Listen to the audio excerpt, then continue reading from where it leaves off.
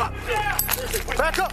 Back up! You're getting shot! Back up! It's the most serious decision a police officer will ever have to make. Let me see your hand! The decision to use deadly force. It's horrible to see anyone die. That's not how it's supposed to go. Dude, seriously, put it down! Put the weapon down! Put the weapon down! But that doesn't necessarily mean it's the police officer's fault. A Cane in Your Corner investigation raises serious questions about how police use deadly force in New Jersey. Englewood Police, we have our guns drawn. Come out. Everything was done wrong from the moment they got to the scene and started up those stairs. We found investigations shrouded in secrecy. The family can't get closure, and they certainly have no reason to believe that this process was just. Foot chase! High-profile cases completely missing from state records. And if the deaths are missing, which are the ones that are really high profile, it really makes me question how many others are missing. Open the door. Open the door. We found people suffering from mental illness are among the most likely to face deadly force. I want to break the door down. Go ahead, I'll stab you in your f***ing neck.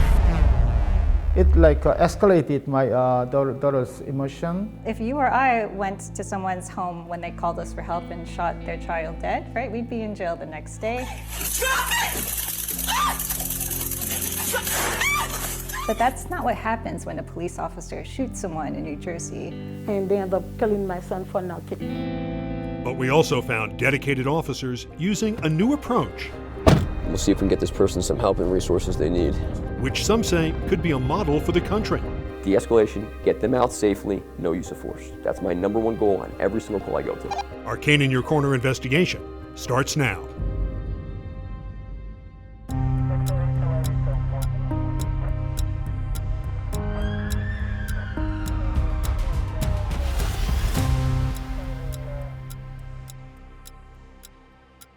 I'm Walt Cane. For police, deadly force is supposed to be a last resort. Is it happening too often? Our Cane in Your Corner investigation finds it may be happening a lot more than anyone realizes. We went through 5 years of state records and found those records don't tell the full story.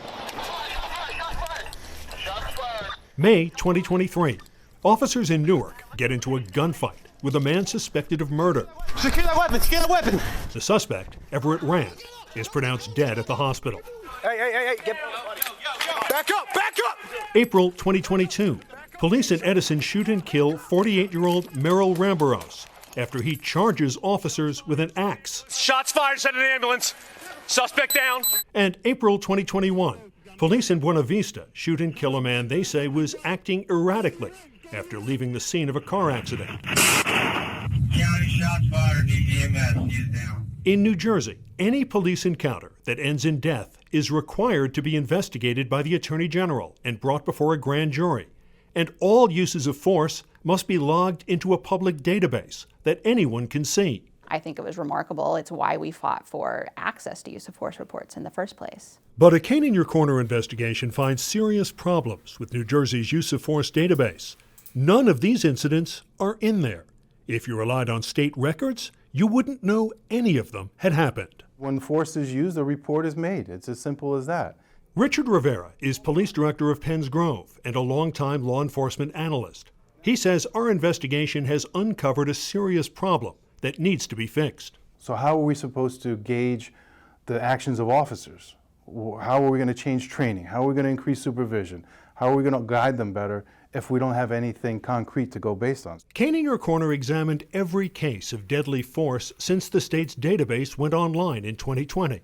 We found about 1 in 4 incidents are missing. And if the deaths are missing, which are the ones that are really high profile, it really makes me question how many others are missing. And many of the missing incidents are high-profile cases. Where at? Including the only case in which a police officer was indicted, the shooting of Charles Sharp in Mantua.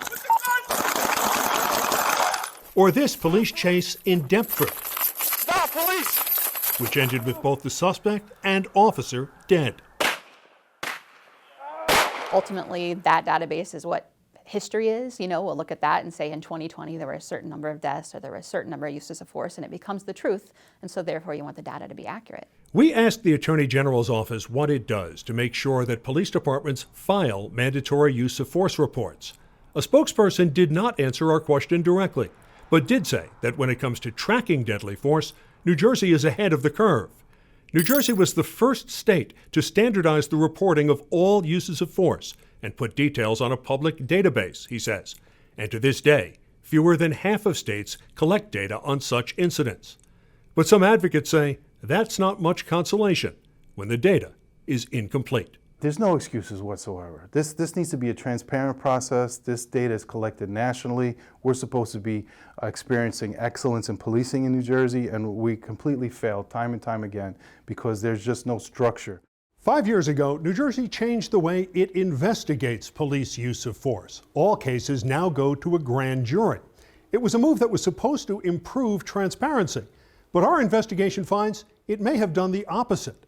Some family members of those killed say the system is now so shrouded in secrecy, they're often left in the dark.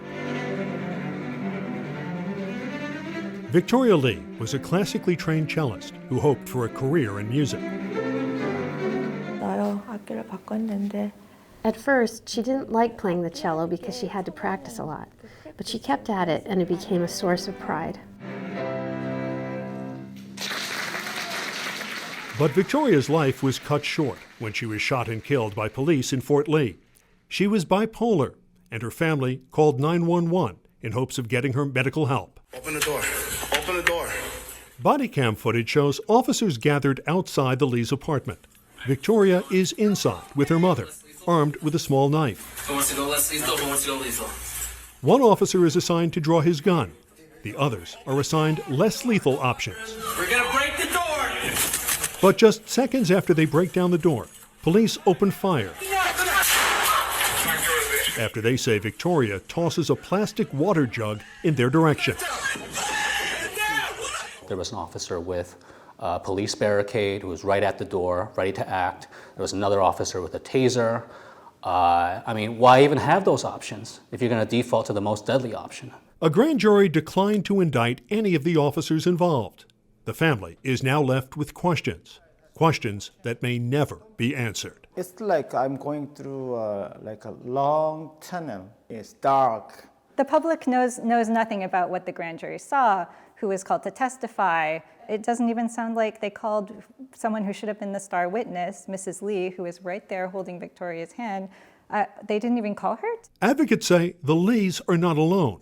They say the process of investigating police-involved shootings is often shrouded in secrecy. One major issue with the process is a lack of transparency for the people that the process is supposed to serve. Stop, police! Take this incident in Deptford, where both Officer Robert Schisler and suspect Mitchell Negron were shot and killed.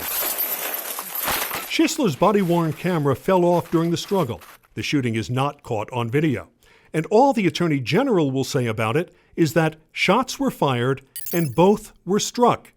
That means 3 years after this incident, we still don't know who shot first or even who shot who. We should all care what happened because 2 people have died. 2 mothers have lost their sons. We should know precisely what took place. Kane in Your Corner asked OAG for a copy of ballistics reports. The agency denied our request. Not every state is as secretive as New Jersey.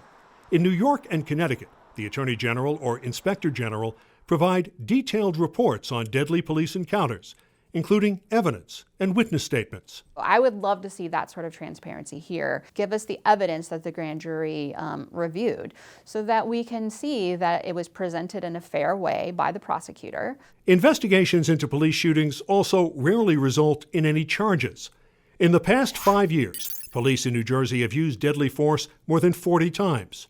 Just one of those cases led to an indictment. It cannot be that this many police shootings, none of them, save 1 or 2, are sufficient for an indictment for a criminal jury to actually hear and decide the charges. There's been 1 indictment.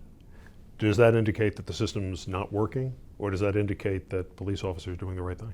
I would tend to believe that it means that they're just proving that the officers are doing the best job they can. Victoria Lee's mom is still grieving. She sleeps with her daughter's sweatshirt every night. And she and her husband are suing Fort Lee police. They say they want justice for Victoria. And above all, they want answers. I don't know why everything should be kept secret. New Jersey Attorney General Matt Platkin declined our request for an interview, but a spokesperson denies that families are kept in the dark. He says in New Jersey, the grand jury process by law is not public, but OAG has dedicated staff to work with families, providing updates on an investigation as it is happening. When we come back, people suffering from mental illness are among the most likely to be killed by police. And they end up killing my son for nothing. Does New Jersey do enough to prevent incidents like that from happening? If anyone should be protected, it should be children and people with mental health issues. When our Kane in Your Corner investigation continues.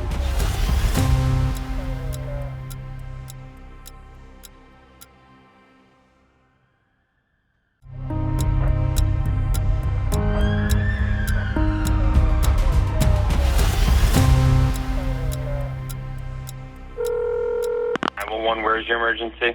September 2022.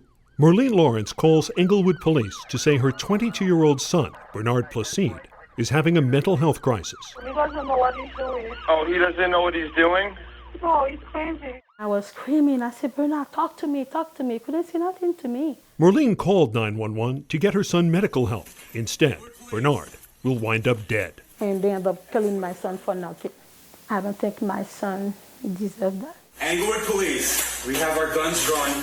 Come out. Police body-worn cameras show that when officers arrive, Bernard has retreated to his bedroom.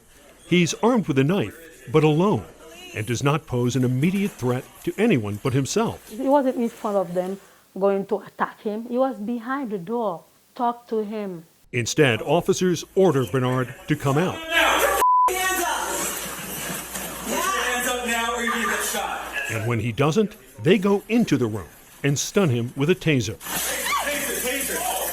Go. Officer Luana Sharp then gets on the floor with Bernard and tries to wrestle the knife from his hand. After a brief struggle, the officer fires a fatal shot. From beginning to end, the entire incident takes less than 2 minutes. Everything was done wrong from the moment they got to the scene and started up those stairs. A grand jury cleared the cops involved, but the Placide family is now suing Englewood Police. They say officers needlessly escalated the situation. They pulled out their guns, cocked them, put their laser sights on, and told them they were going to shoot them. That is so far from de-escalation, it merits an indictment. What happened to Bernard Placide is not uncommon. Since the state has started keeping data, people with apparent mental health incidents make up 1/3 of police uses of force, and nearly half the incidents of deadly force. I want to break the door down. Go ahead, I'll stab you in the neck. People like Victoria Lee, who was shot and killed inside her family's apartment in Fort Lee. We're going to break the door.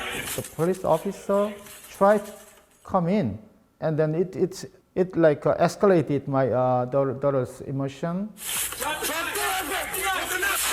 The Lees tried to head off the danger. When Victoria's brother called 911, he said he didn't want to get police involved. We'll send an ambulance and an officer over for it. Just the ambulance is fine. It's a mental health. We have to send officers also. Some law enforcement experts say officers who respond to mental health incidents are often put in nearly impossible situations. Those people judge and get the luxury of the moments that the police officer doesn't get. A few years ago, New Jersey began a program intended to reduce the use of force against people who suffer from mental illness. It's called Arrive Together, and it teams up police officers with mental health professionals. But our investigation raises serious questions about just how well that program is working. Open this door. Deborah Terrell's family says she was a kind and caring person. School bus driver, raised 3 amazing sons, beautiful person, beautiful spirit. But Terrell also suffered from bipolar disorder, and in August she was killed inside this senior housing complex, shot to death by New Brunswick police. It was extremely reckless. They didn't think of, well, maybe we need to get someone, but who could possibly talk to her, possibly calm her down. Body-worn cameras show that as police officers arrive, they're told Terrell has a knife and has been threatening a neighbor. It looks like a machete kind of knife. Officers bang repeatedly on Terrell's door, asking her to come out of her apartment. Deborah, come on. Talk to us. Nobody want to hurt you. Why are you trying to hurt us? When Terrell does come out, she still has the knife in her hands. Officers respond with pepper spray, a taser, and gunfire. The shooting is under investigation by the state attorney general, but Tormel Pittman believes his aunt didn't need to die. The situation didn't heighten until they decided to heighten it. New Brunswick is one of more than 300 New Jersey towns taking part in Arrive Together. We've been on the cutting edge of reforming our criminal justice system for decades now. Arrive Together is a co-responder model. They arrive in an unmarked car, they arrive together, and they respond to the incident with the mental health professional taking the lead. But there was no mental health professional on scene when Deborah Terrell was killed. Why not wait another 30 minutes, or why not wait another hour until the people arrive on the scene who are professionally trained to deal with that kind of issue? But our investigation finds New Brunswick police policy literally forbids using Arrive Together to help people like Deborah Terrell. The policy says under no circumstances will the Arrive team be dispatched to a call for a person with a weapon. Only after the scene is secure is the Arrive team allowed to respond. I mean, that would have made all the difference, to have a mental health specialist on the scene with them.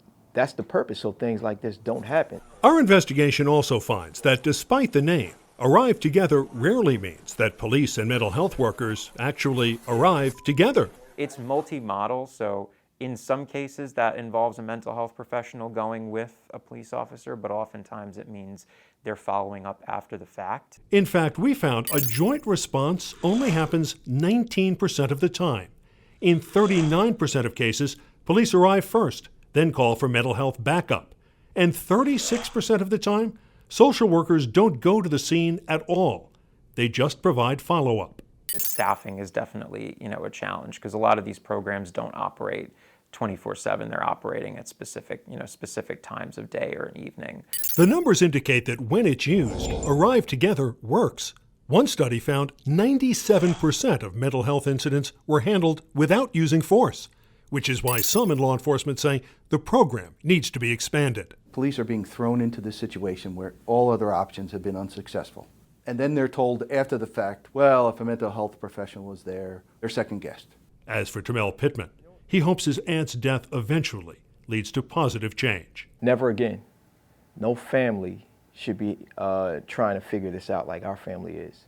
So how can the system be improved? When we come back, we'll look at one department whose Arrive Together program is being hailed as a possible model for the nation. I'm not coming there to arrest your loved one. I'm there to help your loved one. When our Kane in Your Corner investigation continues.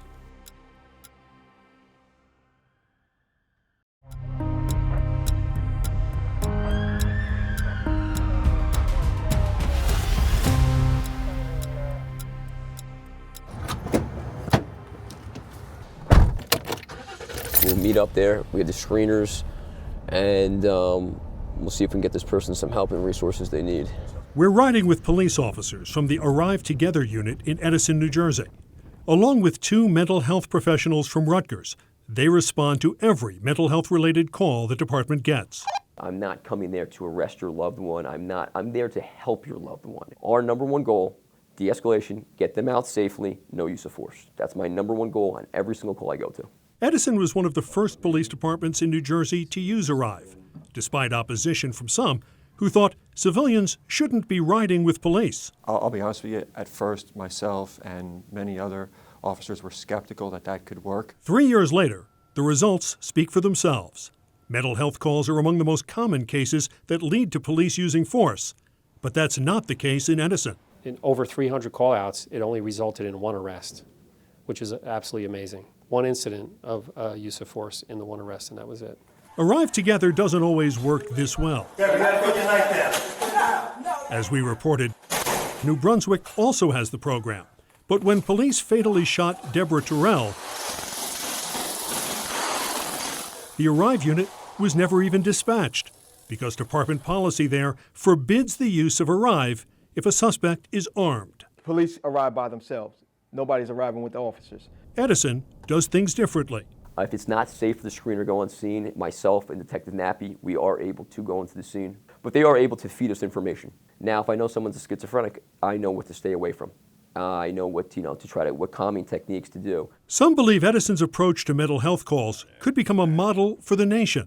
Every town should look at the Arrive unit in Edison as the model because they got it figured out. But how police respond to incidents is only half the issue.